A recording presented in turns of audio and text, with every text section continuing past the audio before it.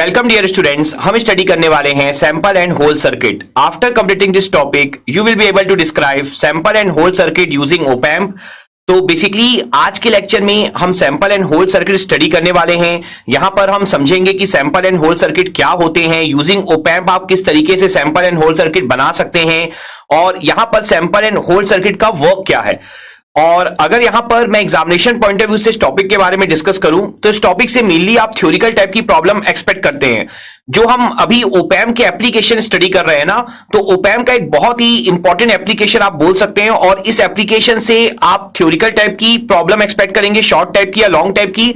Numerical आप expect कर सकते हैं, लेकिन फॉर्मुला बेस्ड न्यूमेरिकल ही आप एक्सपेक्ट करेंगे।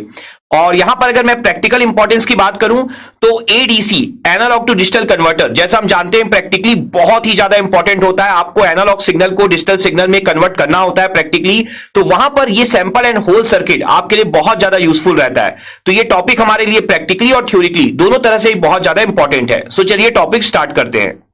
तो सबसे पहले हम यहां पर बेसिक डेफिनेशन अंडरस्टैंड करेंगे सैंपल एंड होल सर्किट की। सैंपल एंड होल सर्किट होते क्या है, सिंपल सा ब्लॉक डायग्राम क्या होता है।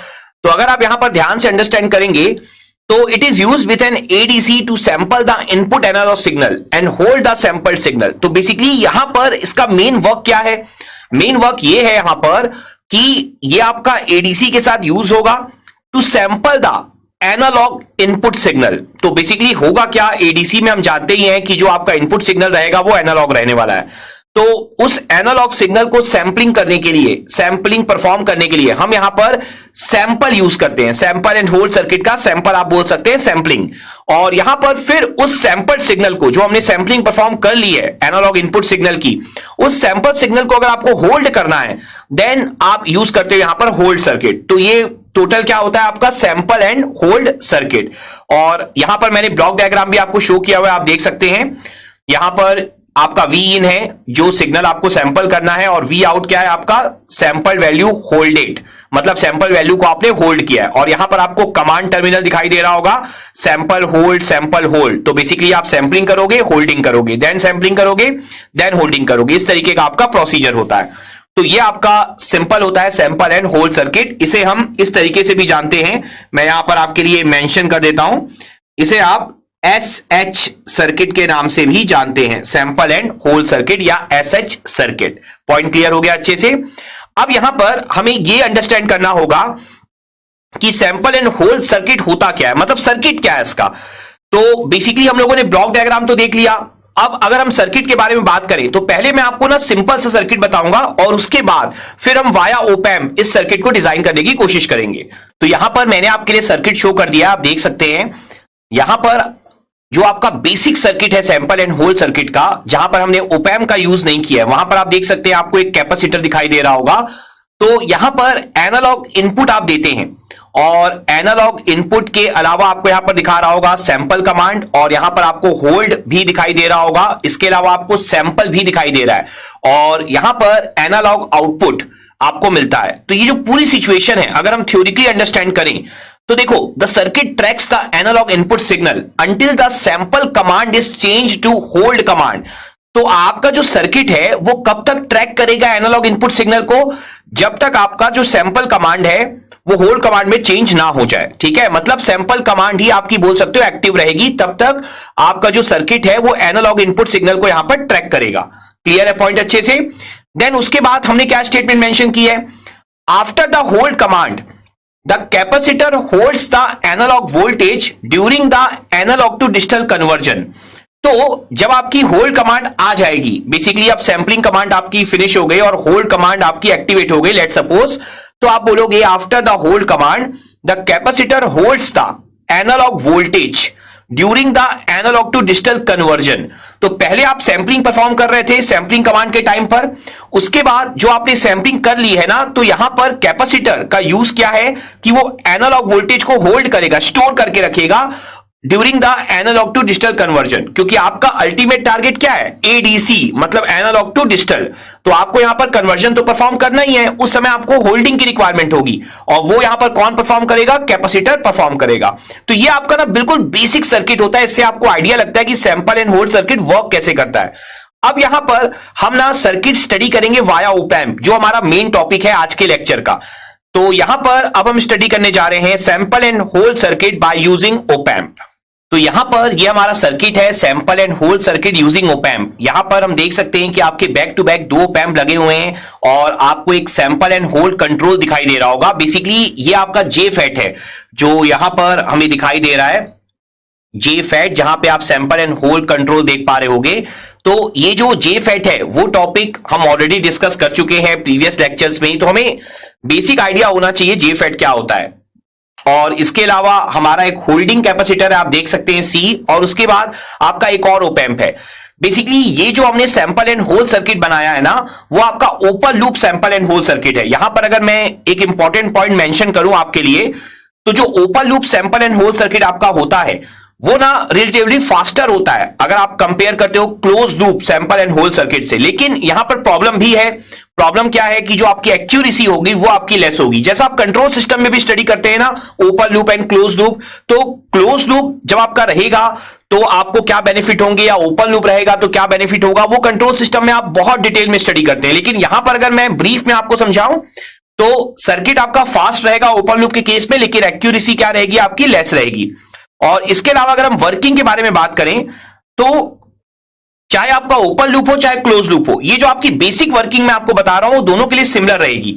तो यहां पर आप देख सकते हैं during the sampling period J FET is turned on and the charging in the capacitor means holding capacitor rises to the level of input voltage. तो यहां पर होगा क्या कि जब आपका सैंपलिंग पीरियड चल रहा होगा तो जे फैट आपका टर्न ऑन रहेगा, ठीक है, ऑन हो जाएगा जे फैट आपका, और जो आपका charging in the holding capacitor है ना, वो कहां तक पहुंच जाएगी, वो लेवल ऑफ इनपुट वोल्टेज तक पहुंच जाएगी। देखिए हमें बहुत अच्छे से पता है कि जो आपका कैपेसिटर होता है वो चार्ज या डिस्चार्ज हो सकता है। मैक्सिमम कितना चार्ज हो सकता है, वो इनपुट वोल्टेज के लेवल तक, जितनी आपकी मैक्सिमम इनपुट वोल्टेज की वैल्यू होगी। पॉइंट क्लियर हो रहा है। और ये काम कब होगा आपका, ये काम आपका तब होगा जब जे फैट ऑन रहेगा। और जे फैट आपका ऑन कब रहेगा, जब आपका सैंपलिंग पीरियड चल रहा होगा। पॉइंट क्लियर हो गया अच्छे से। तो ये फर्स्ट पॉइंट आपको बहुत अच्छे से क्लियर रहना चाहिए। नाउ सेकेंड पॉइंट क्या है हमारा, at the end of sampling period the J FET is turned of. Means जैसे ही आपका सैंपलिंग पीरियड एंड होगा, सैंपलिंग का पीरियड फिनिश हो गया, तो जे फैट आपका ऑफ हो जाएगा। And the holding capacitor is isolated from the input signal. मतलब अब जे फैट आपका ऑफ हो चुका है, ठीक है। हमने ट्रांजिस्टर के केस में भी, बीजेटी के केस में भी ऑन ऑफ की कंडीशन, डायोड के केस में भी ऑन ऑफ की कंडीशन बहुत डिटेल में पढ़ रखी है। तो हमें नॉलेज है ऑफ होने का मतलब क्या होता है, ऑन होने का मतलब क्या होता है। अगर आप यहां पर भी देखोगे जो ओप एम्प आपको दिखाई दे रहा है, इस तरह के ओप एम्प सर्किट भी आप बहुत बार पढ़ चुके हो, आपको नॉलेज है कि ये ओप एम्प आपका क्या शो कर रहा है, ठीक है ना। बफर के बारे में आपने बहुत बार पढ़ रखा है, मैं आपको हिंट दे रहा हूं। मींस आप पूरे के पूरे ओप एम्प सर्किट को रिवाइज करते चलो, आपको ये टॉपिक पढ़ने में कोई प्रॉब्लम नहीं होगी। तो यहां पर अगर आप समझोगे, जब आपका जे फैट ऑफ रहेगा, ठीक है, तो फिर आपका जो इनपुट है और कैपेसिटर है दोनों आपके आइसोलेट हो जाएंगे। अब आपका कैपेसिटर क्या होगा, चार्ज नहीं हो पाएगा इनपुट के कारण। पॉइंट क्लियर हो पा रहा है अच्छे से। तो यही आपका ये पॉइंट है। और इसके अलावा अगर हम नेक्स्ट पॉइंट के बारे में डिस्कस करें, ये आपका क्या इंश्योर करता है, this ensure that the output voltage is held constant at the value of input voltage irrespective of the minor changes in the input value. Input voltage value आप बोल सकते हो। इनपुट मतलब कौन, एनालॉग इनपुट, ठीक है। एडीसी के बारे में आप डिस्कस कर रहे हो ना, तो ये पॉइंट आपको क्लियर रहना चाहिए। जब भी मैं इनपुट वर्ड यूज करूं, मतलब बाय डिफॉल्ट क्या है, वो आपका एनालॉग इनपुट वोल्टेज है। क्लियर हो गया पॉइंट। तो यहां पर आप देखो कि जो आपने ये अप्रोच लगाई कि आपका during the sampling period J fat आपका टर्न ऑन रहेगा और कैपेसिटर आपका फुल्ली चार्ज हो जाएगा, लेवल ऑफ इनपुट वोल्टेज तक चार्ज हो जाएगा। उसके बाद at the end of sampling period आपका जे फैट टर्न ऑफ होगा और कैपेसिटर और जो आपके इनपुट सिग्नल है वो आइसोलेट हो जाएंगे। तो ये क्या इंश्योर कर रहा है, ये इंश्योर कर रहा है कि आउटपुट वोल्टेज जो है ना, वो आपका कांस्टेंट रहेगा at the value of input voltage. अगर अब आपका कोई चेंज भी होता है इनपुट वैल्यू में, क्योंकि अब तो आइसोलेट हो चुका है ना, सेकंड पॉइंट आपका यही है। आप देख सकते हो at the end of sampling period the J FET is turned of and the holding capacitor is isolated from the input signal. क्योंकि अब आपका होल्डिंग कैपेसिटर आइसोलेटेड हो चुका है इनपुट सिग्नल से, तो आउटपुट वोल्टेज जो है अब उसमें कोई फर्क नहीं पड़ने वाला, वो जो इनपुट वैल्यू है उसी पर ही कांस्टेंट बना रहेगा अगर आपकी इनपुट वैल्यू में कोई चेंज भी होगा फिर भी वो कांस्टेंट बना रहेगा। पॉइंट समझ में आ गया? यहां पर आप देख सकते हो, यहां पर जो आउटपुट है वी नॉट, आप देखो सेम ओपैम्प सर्किट है, ठीक है ना। यहां से आपका वी इन मिलेगा पहले वाले ओपैम्प से। ये आपका क्या है यहां पर, ये है आपका जे फैट। जब जे फैट ऑन रहेगा तो सी आपका इनपुट के लेवल तक चार्ज हो जाएगा और जो आपका वी नॉट है वो आपको मिल जाएगा, ठीक है, सेकंड वाले ओपैम्प से। उसके बाद जब जे फैट आपका ऑफ रहेगा तो वहां पर आपका सी और जो आपका वी इन है वो आपके क्या रहेंगे, यहां पर आइसोलेटेड रहेंगे, जिसके कारण से जो वी नॉट है जो पहले रहेगा वही रहेगा, मींस उस पे वो कांस्टेंट रह जाएगा, उस पे कोई चेंजेस होंगे नहीं। अब अगर आपके इनपुट में आप कोई माइनर चेंज करते भी हो लेकिन स्टिल आपके वी नॉट में यहां पर कोई चेंजेस नहीं होंगे। तो ये आपका होता है open loop sample and hold circuit. जैसे मैंने बोला, जो थ्योरी मैंने भी मेंशन करी है वो ओपन लूप और क्लोज लूप दोनों के लिए सिमिलर रहने वाली है, जे फैट वाली।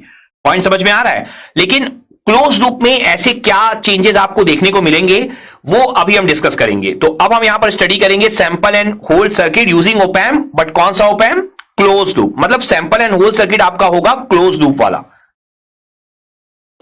यहां पर आप देख सकते हो जो आपका नेक्स्ट सर्किट है, जो हमने सैंपल एंड होल्ड सर्किट बनाया है, बिल्कुल सेम टाइप का ही सर्किट आपको दिखाई दे रहा होगा। बस यहां पर आप देख सकते हो आप एक फीडबैक है आउटपुट से लेकर कंप्लीट इनपुट तक।